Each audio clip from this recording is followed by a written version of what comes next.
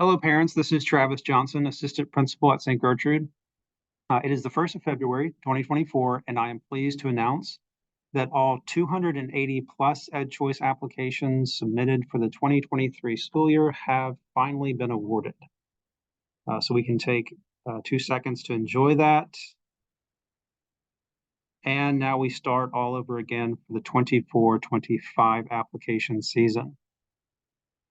Before we get started, I will say, and this is something that's been widely talked about, certainly if you've been around the school, you've heard it, but the legislative changes that took place last summer, which, as we know, expanded and opened school choice opportunities for parents, along with acknowledging parental rights, was very positive within the Archdiocese of Cincinnati, and certainly across the state. It was, and I think continues to be, a blessing to many of you, and continues to pave the way for parish families at St. Gertrude to be able to provide a solid Catholic education for their children. An education, as you all know, that's rooted in truth, orthodoxy, and the great intellectual tradition of the Catholic Church, including, of course, that great and enduring Dominican influence that we continue to all be beneficiaries of. All right, here we go. In this short video, I will provide some basic information about applying for the 24-25 EdChoice Scholarship. If you are renewing or applying for the first time, then the following will help to do that. This is likely not the last word, but hopefully it's loud and clear enough to get the majority of you where you need to be. This year, as you can see on your screen, we have created 2 information guides. One for those of you renewing, one of those for you that are renewing, that's the one on the left. And then the one on the right is for those of you that are new applicants.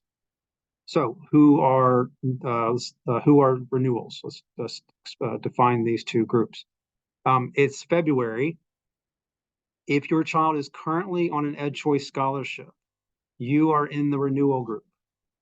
This is the majority of current St. Gertrude school families.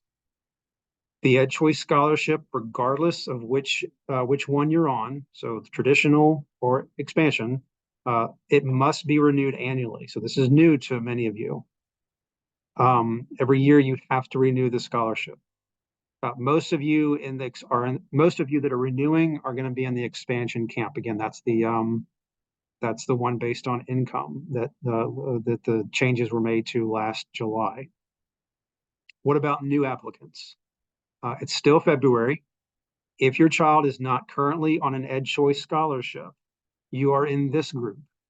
This will mainly be new families to SGS, so new families starting 24-25 school year, or incoming kindergartners of current families.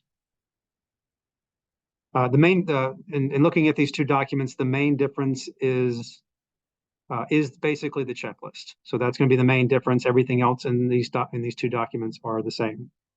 So what do you need to do? You need to determine which group you are on, or which group your child falls in. Are they renewing? Are they a new applicant? And follow the steps in the checklist. Okay, just a few things to note about the checklist.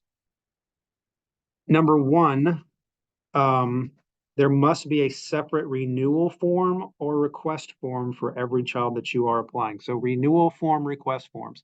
That's just another way of saying application form. Those are 2 different ways of saying application form.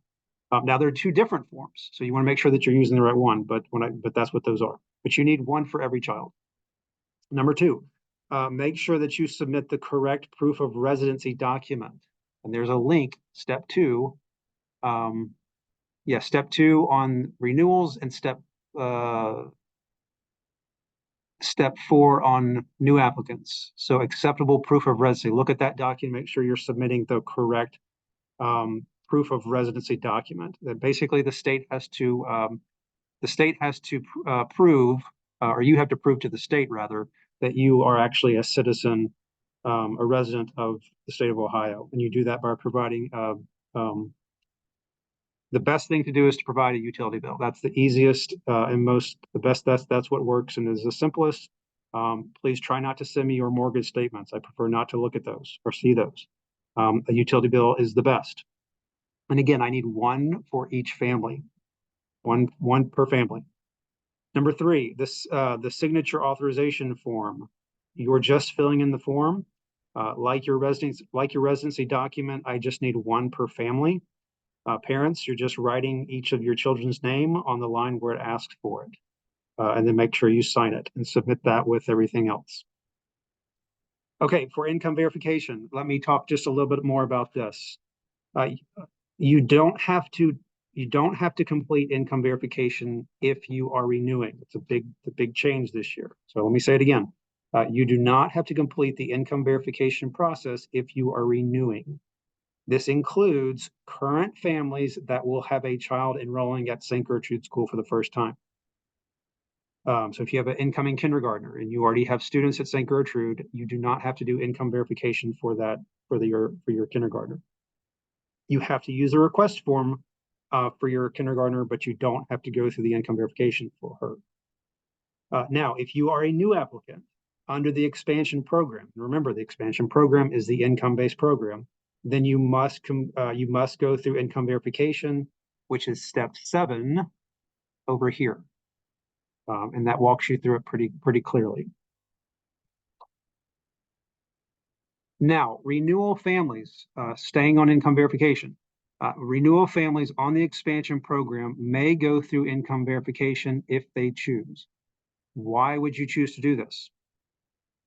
While there may be less common reasons, the main reason would be that by doing so, it would change your scholarship amount for the 24-25 school year. So for example, if your family increased in size or there was a decrease in household earnings for the 2023 tax year, then you would want to consider this because it may change your scholarship eligibility amount for the better. So look over that. Okay, other things to note on these documents. There is a timeline, gives you some important dates. For renewal families, we need your renewal application submitted by April 15th. For most of you renewing, this should be a very simple process, okay? Especially the fact that most of you will likely not do the income verification, although you can, but you don't have to. There is a resource page, as you'll see, that contains everything you need. Also, everything that is in these documents that I've been going through. You can find these. You can find these 2 websites. So these 2 websites up here.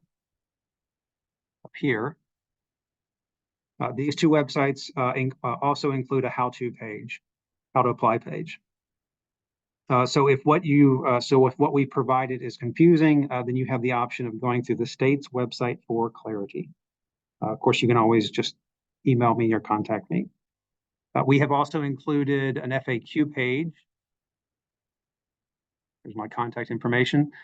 We've included an FAQ page, which may also answer your questions. So please read over this before you email me or contact me. As far as the rewarding process, and this is the last thing I'll say, as far as the rewarding process, once you submit your application to the school and have completed the income verification, if that's applicable, then you are finished and essentially waiting. If you're renewing, then the scholarship will likely not be awarded until June or July. If you are new, a new applicant, then it could be earlier. So long as you've completed the checklist, then assume that no news is good news. If there are problems with your application, we'll let you know that. We'll contact you and let you know that. Income verification, again, is through the state. So that's on you, parents, to address if there are issues. But of course, we'll do what we can to help you and guide you through that, any issues that you're having. If something is wrong with your application, then you're not in jeopardy of losing your scholarship. Regarding receiving applications, once you are ready to submit those, we will confirm via email that we've received your application. And unless there's a problem, that will be the only email that you should expect to receive from us. Of course, if you have any, feel free to, if you have any questions, feel free to email me or stop by the office. I hope this has been helpful to everyone. Thank you for listening, and God bless.